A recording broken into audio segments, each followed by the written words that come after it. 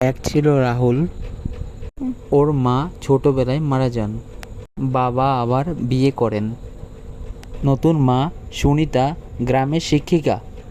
সবাই বলতো সৎ মা মানেই কষ্ট, কিন্তু রাহুলের গল্প ছিল একদম আলাদা। শুরুতে রাহুল সুনিতাকে পছন্দ করতো না।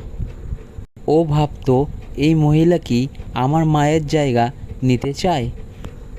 কিন্তু সুনিতা কখনো জোর করেনি।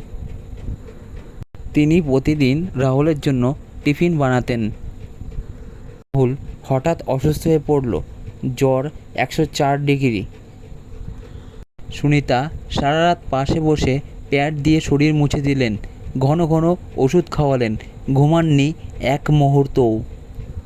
সেই দিন থেকে রাহুল বুঝল মা কি শুধু জন্ম দেওয়া মানুষ, নাকি সেই যে অসুস্থ হলে সারা রাত জেগে থাকে আর সব কিছু ত্যাগ করে ভালোবাসে। রাহুল ডাক্তার হয়েছে।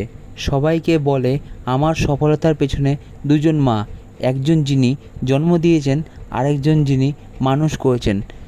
আমরা এই গল্প থেকে এটাই শিখলাম যে সৎ মা মানেই খারাপ নয়।